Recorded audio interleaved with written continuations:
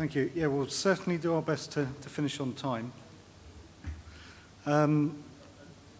There's a few sections to this presentation.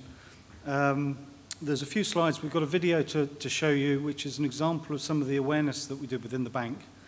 And then I'm going to quickly gallop through a number of slides after that that provide a little bit of background into some of the changes and plans for business continuity within the bank. And then my colleague Pong is going to actually describe how those changes affect business continuity and how it relates to some of the other functions as well within the bank, which is quite an innovative approach, certainly for the region, but possibly elsewhere as well. So hopefully it might raise a few eyebrows and generate a few questions.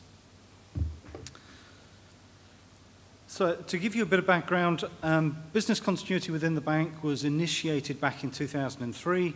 It had the full support of the COO from day one, which gave it a great level of impetus and allowed it to really leap forward and cover the whole bank and implement what was really required across three core elements. Obviously, the business continuity planning from generating plans, doing the business impacts analysis, risk assessment, developing an appropriate strategy for the bank, identifying what the business requirements were and the IT requirements, but then actually going forward and implementing those IT requirements and those recovery facilities as well, which required a fair amount of capital expenditure and a lot of time and effort as well within the bank. It took about 18 months to complete that project from flash to bang. Some dedicated recovery facilities were selected, and at that time the bank was most probably about 1,400 people in total, and the recovery facilities provided services for about 65 people in one of the head office buildings. At the end of the project, business continuity was assigned to the risk management department, and it's remained there and resided there ever since. In terms of the project, we went through the usual business continuity life cycle approach. There was nothing unusual about the project, and at the time there were some other projects kicking off within Oman, within some of the other banks, and that really followed on a presentation and a workshop from the central bank within Oman to try and generate the interest and provide some level of protection to the financial system within Oman. So at the end of the project, we felt we'd achieved what was required and made the necessary preparations. Within the risk management department, the maintenance activities kicked in. There was interaction with the business, plans were being maintained, facilities were being maintained, business impacts analysis was being maintained, and so we thought we had a pretty solid and reliable environment. Lo and behold, come in 2007, Cyclone Gonu hit Oman with a devastating impact, certainly within the Muscat region, but other areas as well.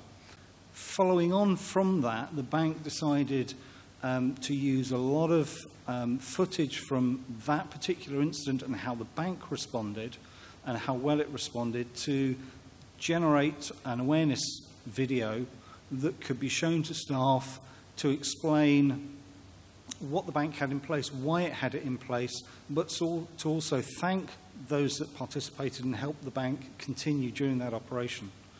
And what I'd like to do is just show you that video, because some of the footage of it is quite interesting to look at, to see what sort of effect a cyclone can really have on the environment. So, is this going to just...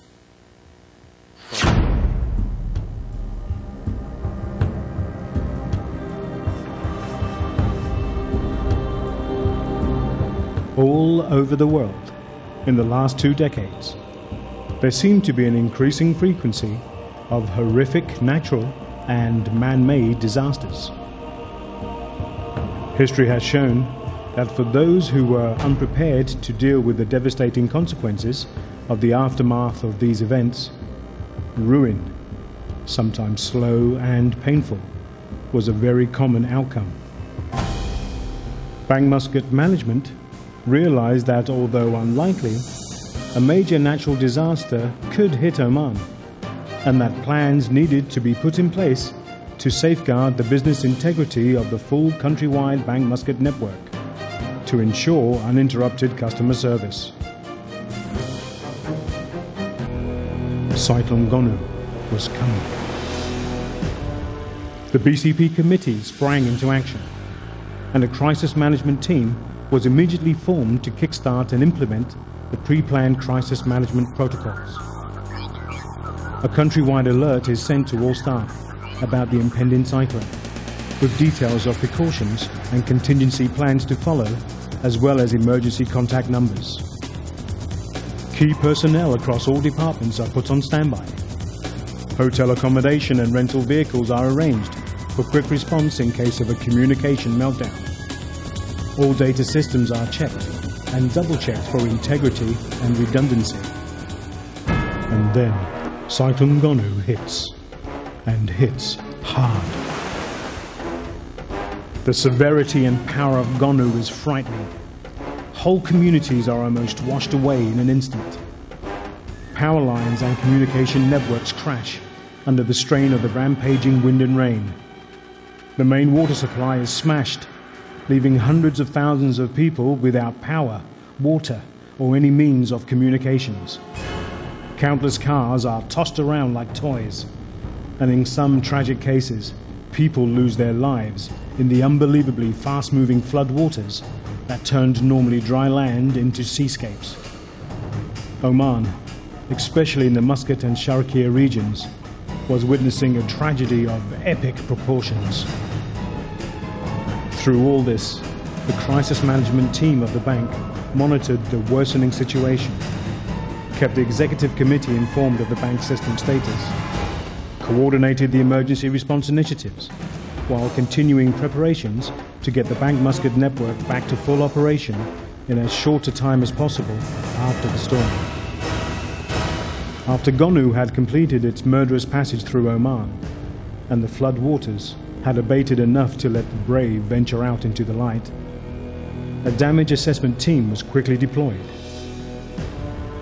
What greeted them in certain areas was utter devastation. Some were lucky and escaped with very little damage. Others, though, lost everything. Concerning the bank's facilities, they found that certain branches in the worst-hit areas were completely out of commission. But because of the pre-planning conducted by the BCP committee in liaison with the various bank departments, all banking operations were very quickly moved to the nearest operational local branch. One case in point was the Baytuna headquarters in the heart of Koran. During the cyclone, the flood waters almost completely covered the building, destroying all material and equipment inside. Again, because of the pre-planning, training and dedication of the staff, as well as the bank policy of maintaining multiple backups of all data, Baytuna operations were quickly moved to the purposely designed Business Recovery Center near the Bank Muscat headquarters, where any bank department could be quickly and easily duplicated in an emergency situation. Not a single second of business time was lost. In fact, one of the first tasks of the staff in their new surroundings was to inquire on the well-being of their customers and to inform them of the location of the new temporary offices by phone and SMS. There are many more stories of the dedication and bravery shown by members of staff during this, our greatest test. And all of you have our heartfelt thanks for conducting yourselves with dignity, strength, compassion, and professionalism. All the plans that were made were to ensure that the bank would survive and quickly rebound from a crisis situation. But it takes individuals to carry out plans, to make them work. You, all of you, did your part. Many businesses in Oman were unprepared for the ferocity of Gonu. many of those businesses will never recover. We at Bank Muscat have come out stronger. We all showed that with sound planning, good training, and dedication, we can rise to any challenge. Our challenge now is to grow even stronger, to provide even better services to our customers, so they know that no matter the situation, they can always rely on Bank Muscat, just as Bank Muscat relies on each and every one of you.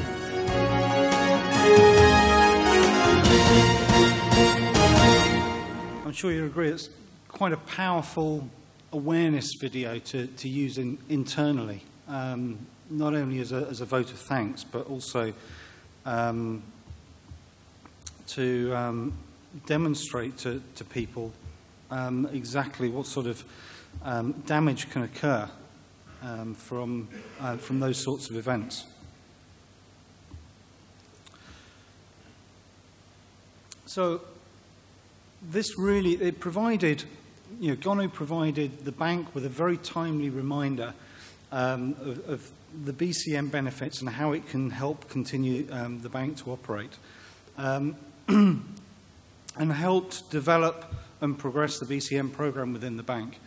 In 2011, the bank decided to relocate a lot of its offices and consolidate a number of offices into a brand new head office away from the business district within Muscat out near the airport, and used this as a fantastic opportunity to re-engineer and redesign certainly its primary head office facilities to instill a level of resilience within the infrastructure.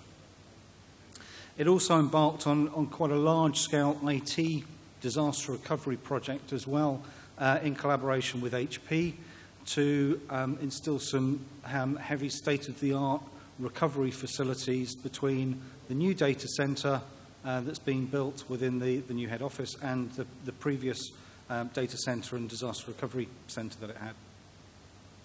So the new office was designed and purpose-built with resilience built into it. It's quite a large office, capable of housing just over 2,000 people. It was built with, in 4 main sections, each of which was designed to be independent in some way, shape or form from sort of infrastructure type failure, telecoms, power and the like. There's full UPS systems, backup generators for the office and for those sections, and there's multiple access routes and for power and also for telecoms.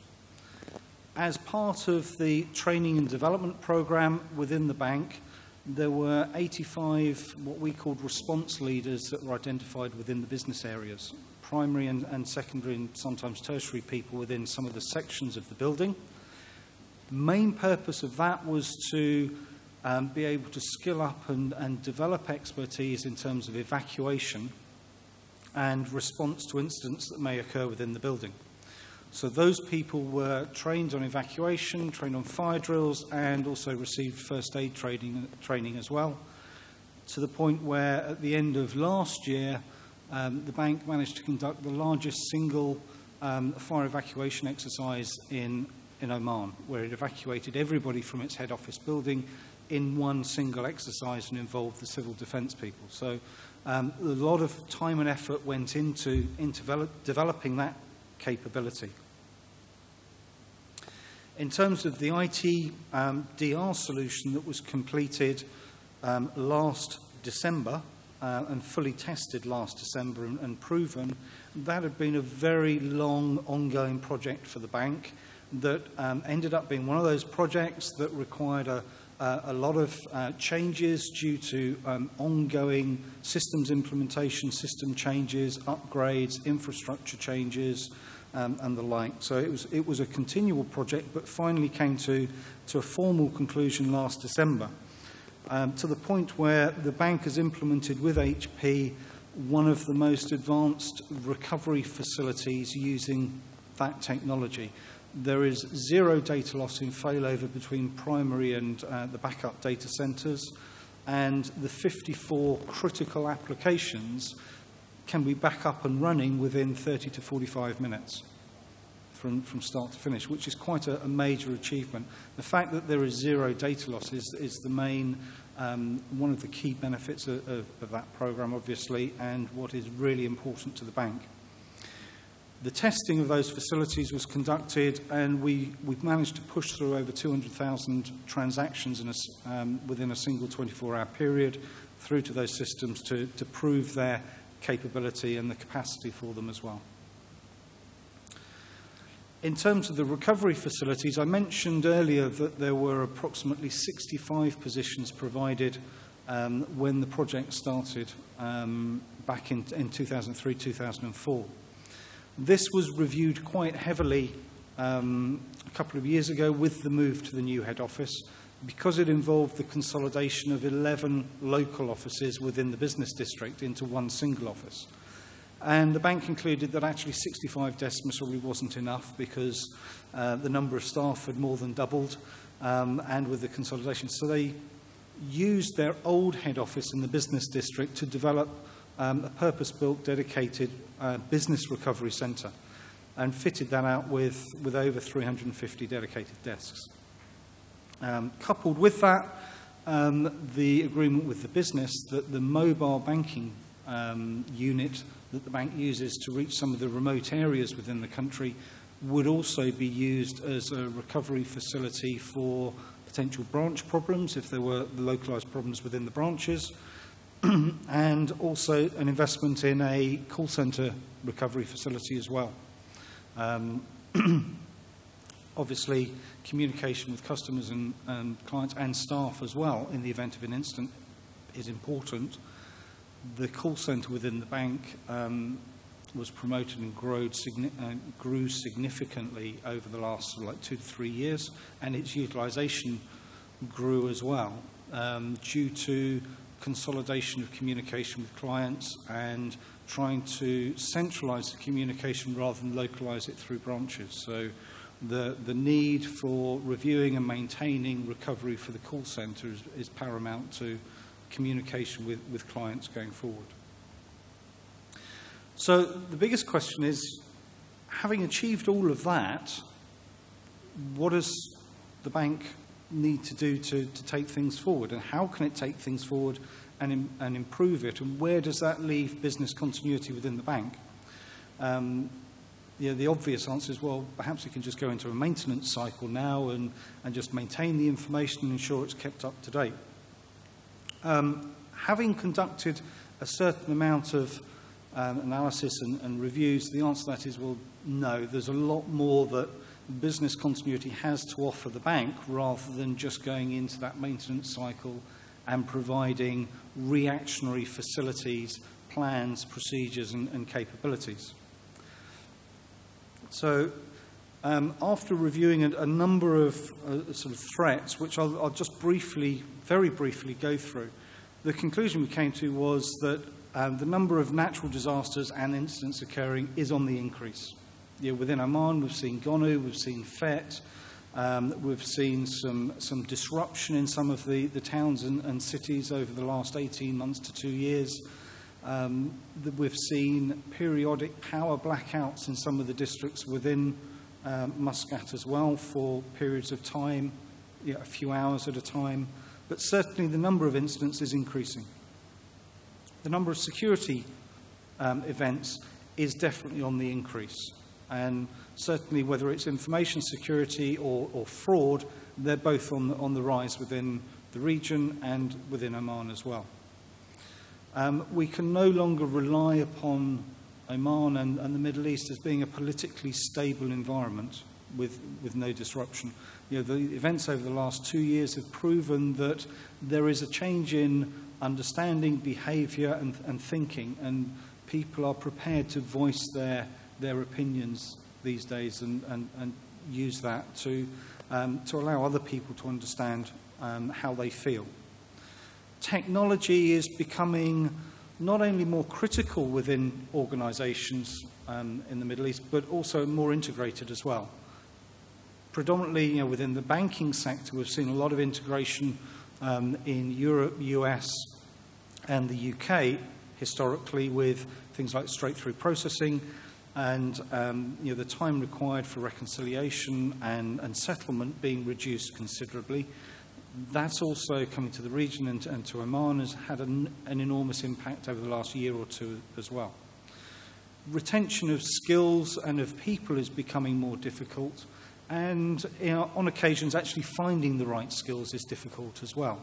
But certainly people are not as concerned now about switching between organisations and jobs as they were a while ago, 5 or 10 years ago. I mentioned earlier a little bit about the telecoms infrastructure and the fact that the reliability of that infrastructure and the resilience of it is not as mature as it perhaps is in the UK, Europe and the Far East.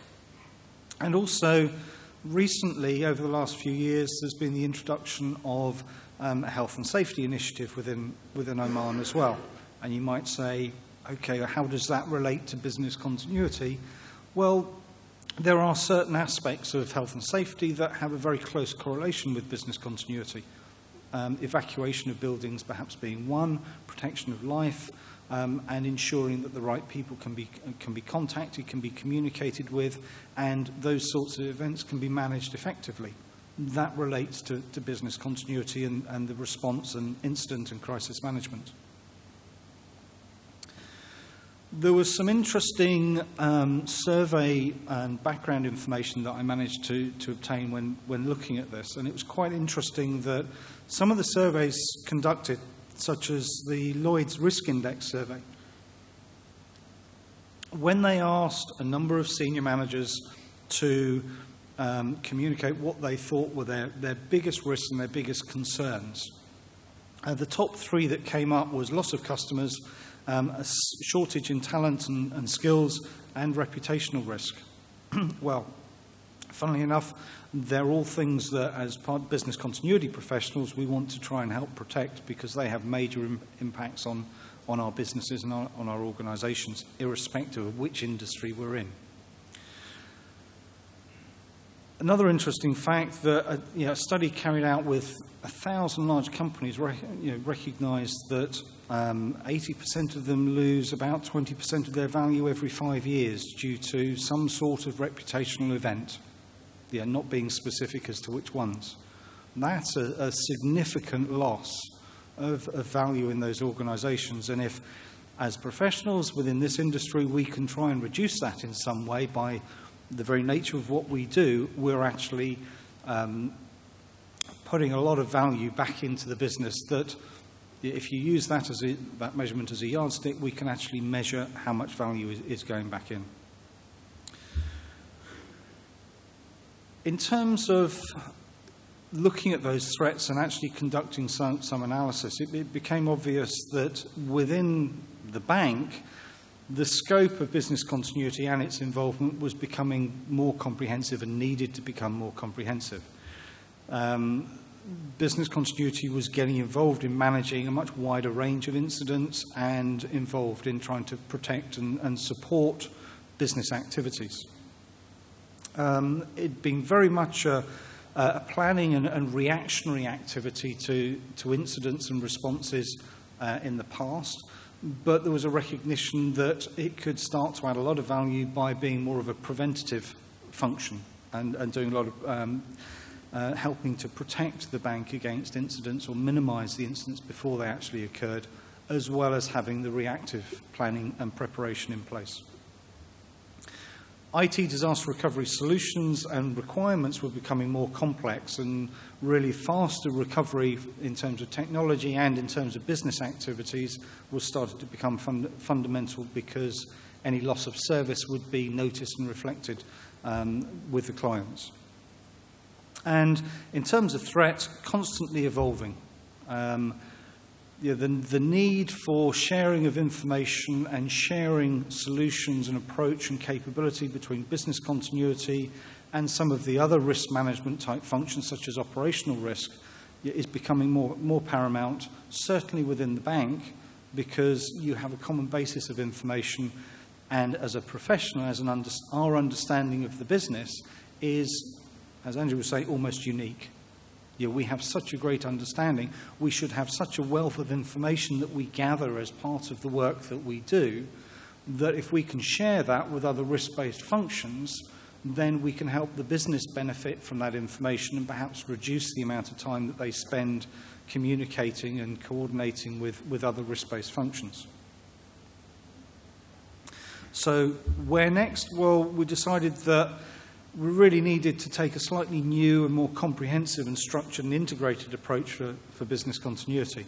The difficulty really was how are we going to go about that? We wanted and made sure that we could target specific preventative initiatives and preventative management within the bank, as well as having the reactionary stuff. We identified that actually having some form of integrated response procedure or management approach could benefit the bank, because we had a number of functions that were providing similar sorts of activities and functions. But obviously things like ongoing educational awareness were important. We needed to continue to understand the business issues and how the business operated. And we needed to ensure that we could secure the right financing and the right resources and the right skills to make this a reality, really, and to ensure that the bank wasn't going to be affected by a loss or a slowdown in terms of maintenance and support, and where the value was coming back in. So we came up with a new vision, a new direction, and really a unique approach as well, what we consider to be a unique approach. The vision that we came up with, looking at the business continuity function as well as information security and physical security, was to sort of go back to basics and to try and really think, what is it we want to achieve, and where can we add the value? So we came up with the thought and the need that we need to protect really the bank's assets. And those assets are, consist of a multitude of things, ranging from cash and brand through to physical type assets and information as well. So it's not just the tangible things, but a lot of the intangible things. And by ensuring continuity and resilience, by being specific subject matter experts to be able to help the bank protect, continue and preserve those assets, and develop a secure and resilient environment and culture and practice within the bank, we reckon that we would be achieving what we needed to make not only business continuity, but some of the other risk-based functions put some value back into the business. So, just to take you through a little bit more about that thinking and how that vision can and will come into reality over the next couple of years, so Pong's just going to take you through how business continuity relates with those functions. Just make it very quick then. So basically with that vision in mind, how we created the vision, because the bank realized there's a changing threat landscape, and it was also an opportunity given by regulators because of their requirement of segregation of information security from IT to risk department. The bank decided to do something more than just information security. So what we did is we put physical security. So within this protective, actually we call it the protective services, just to change that mindset, to tell people that we are protecting. So under this protective services umbrella, we have physical security, information security, as well as business continuity. And how we see this whole thing all gel together. First of all, even before BCP kicks in, we want to protect. We want to prevent the need to go into a BCP. Of course, we cannot stop natural disaster, but certain man-made threats that we can stop. So that was the whole intent, to protect first. So we protect, and we also create a warning mechanism to give us early warning so that we can have more time to react or to decide whether a need to kick in the BCP. Okay, let's see. Since there's a time check, let's keep all this done. Wow, that's more than 5, John. So maybe I'll just share what's the benefit of doing this. We have just started it for the last 11 months. We are still sort of very new in this setup, but we see some key benefits in the beginning. We have the people that are expert in information security with us. So they use the They use the ISO 27001 standards. We have the physical security guys that's with us. They use the ASIS standards. And we have the BCP, the BCM experts that use the good practices. We actually use all the good things from these different organizations, put them together. So now we have, for example, we are using, during our BIA, annual BIA, we took the opportunity to see how can we protect, not just developing a business continuity plan, what is critical to the business, so we can increase our protection effort in terms of physical security and information security, which is not a very ISO 27001 thing. So that's how we see ourselves, that's how we use all the good things from different associations, see how it best fits us. And the other good thing that has happened in this reorganization was that we are residing within risk department. So actually, so now it is still, people are still very much in a silo. And what we have actually improved, I think is a great improvement, is the physical security guys think that, oh, we have to have a crisis management team, this is how he runs it. The BCP guy says, oh, we have a crisis management team, this is how we run it. The information security guys have, oh, this is crisis management, this is how we run it. So with these three group of people all now into a single body, now we only have one crisis management team. And we actually now have a centralized control with a decentralized operation kind of incident management, multi-tier. So we have an executive incident management team, we have an operational incident management team, we have tactical, we decentralize all the operation. The executive incident management team now review, and with SMEs for various pillars of protection, we are able to evaluate the plans. And just to share what we hope to achieve in the long run, really is the fact that we sit in the risk department. We want to buy into enterprise risk management. So we are thinking of developing KRIs for both physical security, information security, and also BCP. Putting it together with operational risk and floating it up as a KRI for ourselves to check and balance, to see where we are, to see how we're doing. So these are the various things that we have benefited by putting all of these things together. And from the previous speaker, if you look at all the threats that, the current emerging threats, so these are all real to us. We're actually looking at all of them now, seeing how can we protect, and if we fail to protect, how can we now move into business continuity? So, yep, I think that's all I have.